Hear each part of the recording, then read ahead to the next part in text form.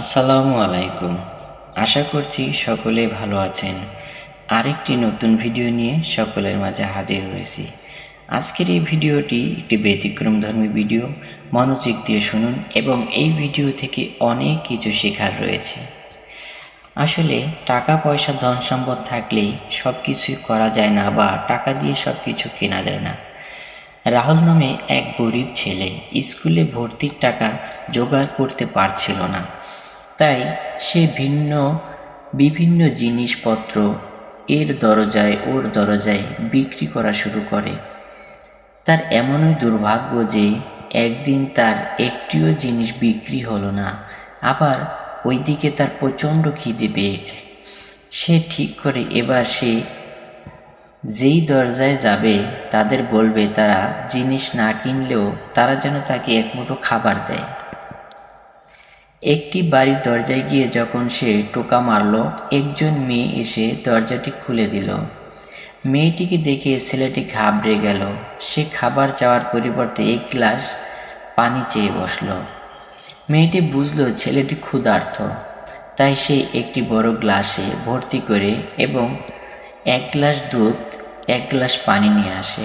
ছেলেটি কিছু না বলে মেয়েটির হাত থেকে দুধের গ্লাসটি নিয়ে ধীরে ধীরে পান করে।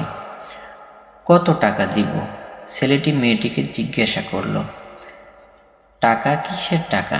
মেয়েটি প্রত্যুত্তরে বলল, মা আমাকে শিখিয়েছেন যদি কখনো কারো সেবা করার সুযোগ হয় তাহলে সেবা করতে হয় এবং বিনিময়ে তার কাছ থেকে কোনো অর্থ নেওয়া যায় না।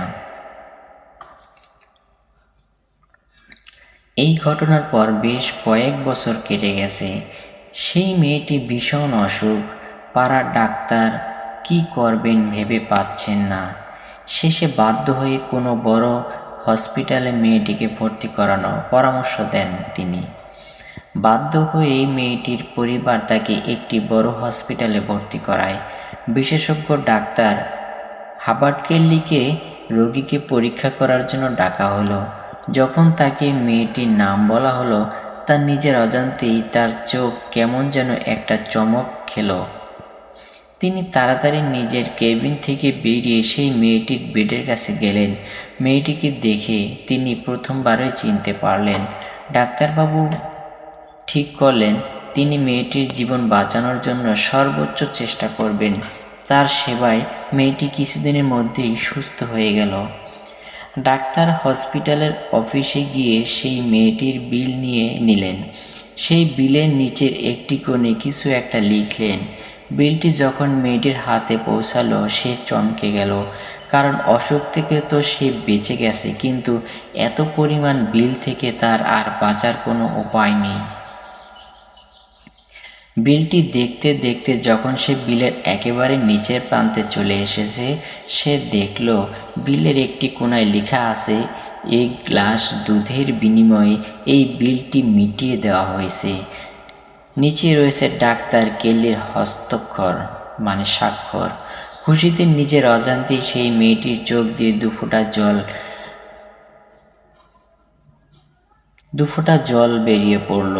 মেয়েটি তার দুটি হাত উপরে তুলে দিয়ে বলল, হে আল্লাহ, আপনাকে অসংখ্য ধন্যবাদ। আপনার ভালোবাসায় মানুষের হৃদয় এবং হাতের মাধ্যমে পৃথিবীর সর্বত্র পৌঁছে গেছে।